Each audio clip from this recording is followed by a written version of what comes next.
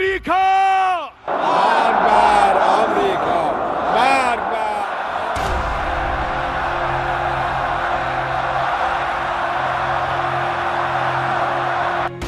अस्सलामु अलैकुम व रहमतुल्लाह।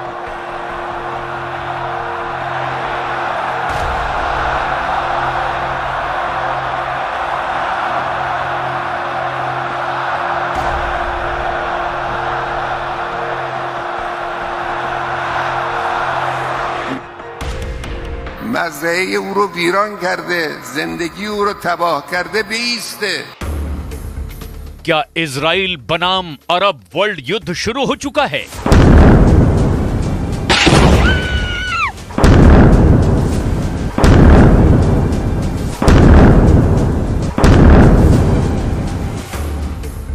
अली खामनेई के खेमे में जुट गई 22 आर्मी।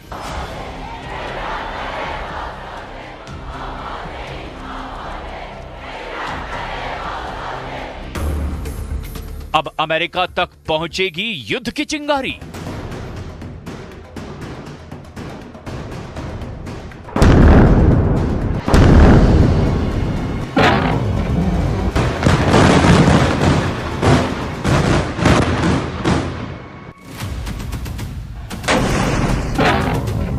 युद्ध त्रासदी का एक नया अध्याय शुरू हो चुका है। लेबनान में जो बारूद बरस रहा है, जैसी बर्बादी गाजा में दिख रही है, जितनी तबाही अब तक हुई वो सिर्फ ट्रेलर है, क्योंकि अब महायुद्ध में महाशक्तियों का आना तय हो चुका है। ईरान के सुप्रीम लीडर ने ऐसे युद्ध को भड़का दिया है जिसका अंत क्या हो सकता है, इसकी कोई भी कल्पना नहीं कर सकता।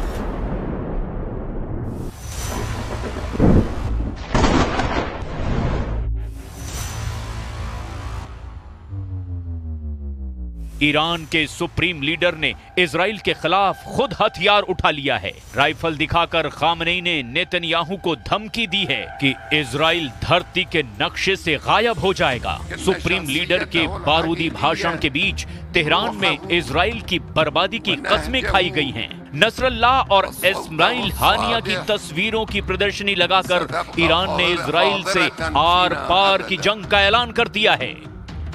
بر اساس هیچ قانون بین المللی حق ندارد به ملت لبنان، به حزب الله لبنان اعتراض کنه که چرا شما از غزه، از قیام مردم فلسطین حمایت کردید. وظیفه اونهاست، باید میکردن. این دیگه هم حکم اسلامی است، هم قانون عقلی است، هم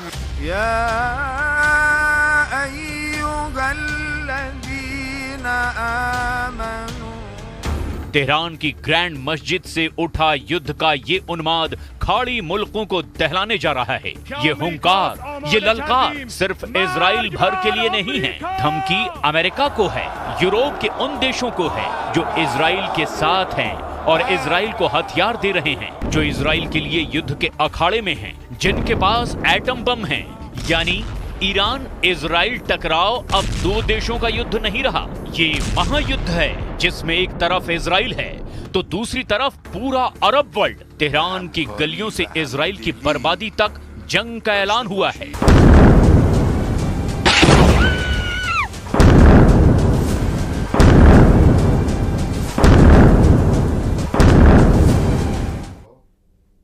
ईरान के सुप्रीम लीडर के ऐलान के बाद से इजराइल और ईरान में युद्ध और भड़क सकता है, क्योंकि खामेनेई ने साफ साफ कह दिया है कि इजराइल के खात्मे तक युद्ध चलता रहेगा।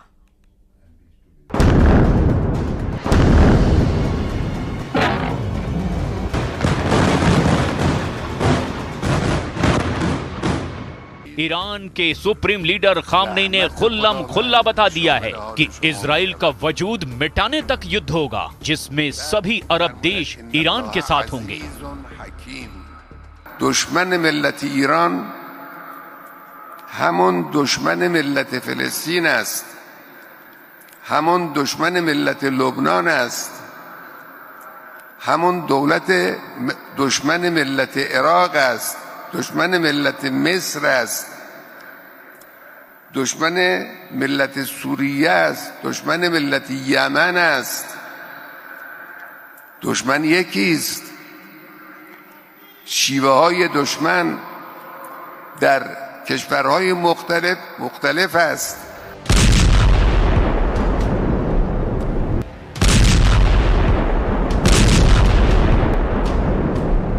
मगर कितने देश, कौन कौन हैं जो सुपर पावर अमेरिका से लड़ने का दम रखता है? कौन है जो एटमी पावर से युद्ध करने की जुर्रत दिखाएगा?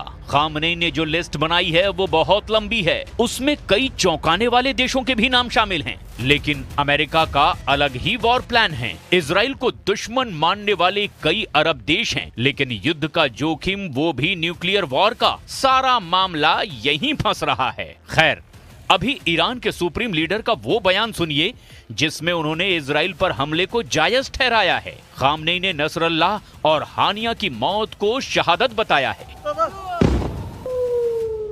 سال گذشته همین ایام تقریبا انجام گرفت یک حرکت درست منطقی قانونی بین المللی بود و حق با فلسطینی ها بود. धमकियों के साथ खामनेई के भाषण में खौफ भी दिखाई दिया। ईरान को डर है कि इजराइल उसके परमाणु अड्डे और तेल के कुएं जलाए जा रहा है। इस पूरे ऑपरेशन का प्लान अमेरिका और इजराइल मिलकर बना रहे हैं। न्यूक्लियर साइट पर हमला होने के हालात में आर पार का युद्ध होगा, जिसके लिए ईरान के सुप्रीम लीडर सभी अरब देशों से एक झंडे के नीचे आने की अपील कर रहे हैं। हालांकि ये काम इतना आसान नहीं है। कई अरब देश सुपर पावर अमेरिका के इशारे पर चलते हैं। कुछ अरब देश तो अमेरिका के रहमो करम पर ही पलते हैं। खाड़ी में मौजूद अमेरिका के सैन्य अड्डे और हथियार इन देशों को दहलाने के लिए काफी हैं। तो फिर ईरान के साथ कितने मुल्कों की असल पावर है? अरब लीग का झंडा बरदार कहा जाने वाला सऊदी अरब किस तरफ है? सऊदी अरब और ईरान की कट्टर दुश्मनी है। खाड़ी मुल्कों में सऊदी अरब अमेरिका का सबसे बड़ा सहयोगी है। सऊदी अरब इजराइल का विरोध तो करता है, लेकिन युद्ध में अमेरिका के खिलाफ सऊदी अरब का उतरना लगभग नामुमकिन है। इसी तरह की उलझन संयुक्त अरब अमीरात और कुवैत, कतर और ओमान जैसे देशों की भी है, जो फिलिस्तीन और लेबनान के हिमायती तो हैं, लेकिन अमेरिका से दुश्मनी मोल नहीं ले सकते। तो आखिर बचा कौन जो ईरान के साथ युद्ध में आ सकता है? अरब लीग में 22 देश गिने जाते हैं, जिनमें से कई सोमालिया, सूडान और जिबूती जैसे हैं, जिनके खुद के घर जल रहे हैं। ऐसे ही खामनेई के बुलावे पर अफगानिस्तान और यमन जैसे तबाह हो चुके मुल्क लड़ाई में शामिल होंगे, कहना मुश्किल है।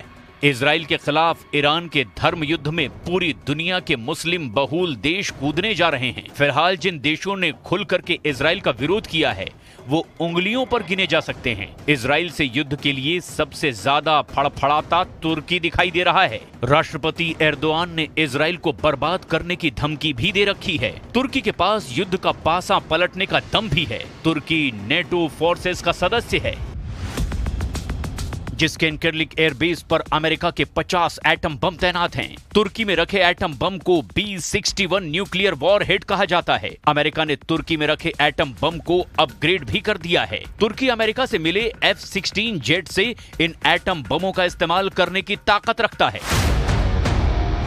हालांकि यूक्रेन और रूस युद्ध की टेंशन के बाद से अमेरिका ने तुर्की को हथियारों की सप्लाई ठप कर दी है। तुर्की को F-35 जेट और मिसाइल की डिलीवरी रोकने का फैसला अब इजराइल के हक में जा सकता है। तुर्की के अलावा इजराइल विरोधी मिस्र है, जो फिलहाल युद्ध की बजाय शांति की राह पर दिख रहा है।